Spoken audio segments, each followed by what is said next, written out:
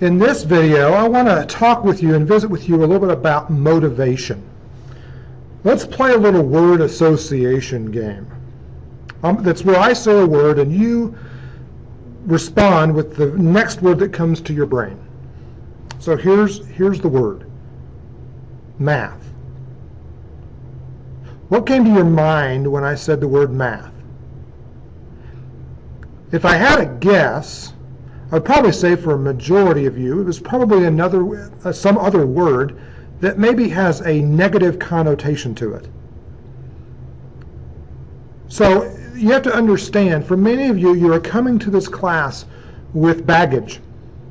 Maybe a bad math experience or experiences, bad classroom experiences, maybe even some struggles with math in your own mind and brain and in some of your experiences. The thing about this class is the key to success is your personal motivation. That's the most important ingredient to your success, being able to motivate. Now, for many of you, your motivation is not the math. You don't come to this class with the love of math.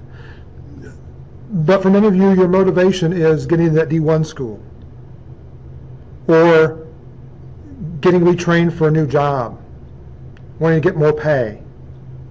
Or maybe your motivation is a couple of kids at home that are counting on you. Whatever the case may be, it really is important to keep that motivation in mind as you go through this class, because there are going to be tough times. And the question becomes, what's going to keep you going? You got to think about those things. But one of the things I want to do is I want to teach on motivation, because I think it's important that you're armed with some information. Because I think if you are, I think it can help change and shape your behavior and how you proceed through this class. What studies have shown, and my minor is in psychology, so I love this stuff. What studies have shown is that people are motivated by two primary things. Either they are striving for success, that's the reason, they're doing behaviors that strive for success, or they fear failure. And that motivates them. And a person can be motivated by one of these two things, and it may switch depending upon the task or the scenario. So let me just take an example. Many of you are athletes. Why do you practice? It's not a game. It doesn't count for anything. Why do you go in and you practice? What's your motivation? Well, for many of you, you don't fear losing a game, or fear losing a match, or fear losing a race. Your motivation for practicing is striving to get better, to out-hustle your next competitor. You're striving to succeed. You're not fearing losing. But your motivation on the field of play may be different depending upon the task. If you switch that to the classroom, then sometimes we're motivated by fear of failure.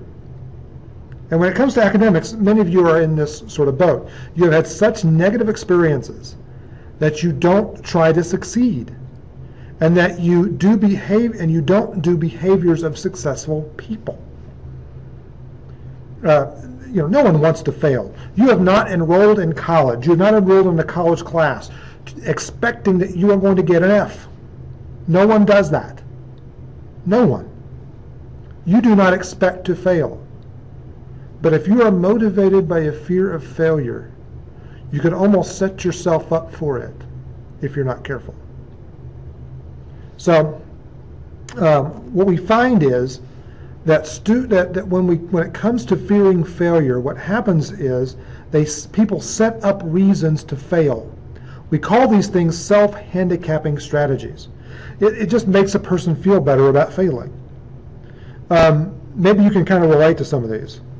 Procrastination. That's pretty obvious, and we see this all the time. Students, when they hit a trouble spot, let's say, they kind of slow down, or they not just slow down to learn it, but they just kind of stop doing it, and they procrastinate, and they don't get very far, and many times they're coming to class and they're not doing a lick of work. They're just here, present. They're not even present. They're just here, and they don't get very far, and they don't do things, and they're procrastinating on assignments. That happens all the time. So that when a person fails, they can point to that and say, I see I procrastinated. It wasn't me, it was this. Or we see this sometimes where people set super high standards that no one can meet, not even Superman can meet. And so that when they fail, they can say, see, that was just, I knew I couldn't do that. Or we see this all the time, admitting to small weaknesses as excuses. A student might say, I'm not very good at fractions. Hear that a lot. Or, I really struggled with, I never really got negative numbers. And so they set up, what they in essence do is, you kind of think of it like it's a table or a stool, and they set up kind of these loose legs. They kind of loosen up the legs by saying these words that I'm not very good at fractions, and so that when the stool breaks and they fail, they can point to that and say, see, I told you so, I wasn't very good at fractions. And so people do this so that their brain is, so it's okay to fail. They have reasons outside of themselves to say, see, I told you I couldn't be successful. That's what people on the fear of failure side do. And so a part of changing your motivation is really recognizing when you start to exhibit some of those behaviors. So when you start to see yourself procrastinating, recognize it and say, okay, I got to change. So being able to kind of do some of those things. One of the other things that we see in motivation in terms of motivational studies is they ask people who are successful what they attribute their success to. In other words, what do they give credit or they say is the reason for why they are successful. What do success, when a person's successful at a task, why do they say that they are successful? And so what we find is that people say different things, but the words may be slightly different, but they can be kind of categorized in one of these four areas.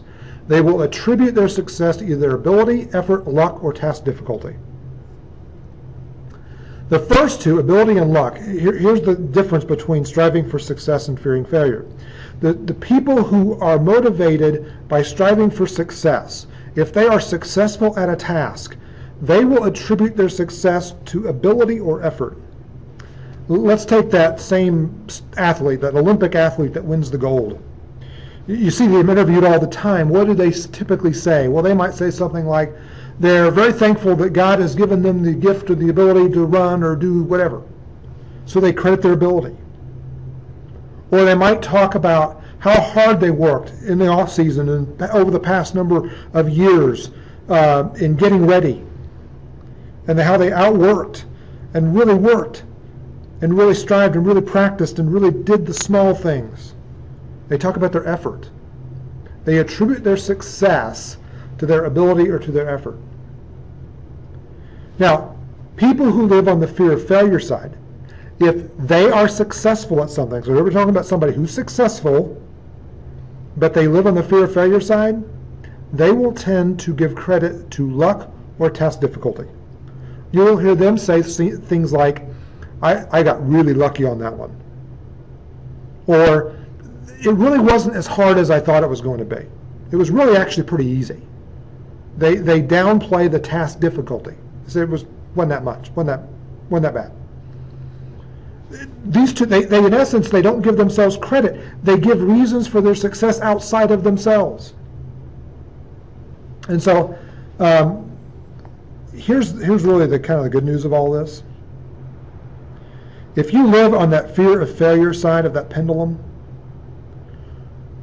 you don't have to stay there. You're not stuck there. Motivation is not a fixed drive. In other words, it's not genetic. You can change it. But the question becomes, how do you change it? How do you change your motivation? How do you move on that pendulum from fear of failure to striving for success in the academic world? How do you move? It's really simple. It simply starts by behaving differently. Doing behavior of successful people. Stop doing the self-handicapping strategies and start being able to do the positive behavior that it takes for successful students. And while you're doing that, being able to make connections, particularly with your effort and your achievement, the reason for your success. Be able to give credit to effort, for the reason why you are successful. This class, you'll find, is more than just a math class. What we do is we use the math to help retrain your brain so that you can begin to give credit to where credit is due. That is, your success is due to your effort. This is why in this course there's going to be some things that we're going to ask you to do that have absolutely no math in them or hardly any math at all. One of the first things that you're going to be doing every module is establishing personal learning goals. These are based upon the competencies of the module. You're going to identify things that you want to find out about, so that whenever you reach those goals or see those things, that you will be able to mark your success. You'll be able to see, you'll be able to look back and see your success. That's really important, to be able to see some of that, to see what you're achieving. About 3 times in every module, there will be some homework assignments in which I will ask you to, at the end of them, measure your effort and your achievement. It's like a 1 to 4 scale, 1 being low achievement, low effort, 4 being high achievement, high effort. And so you just rank yourself.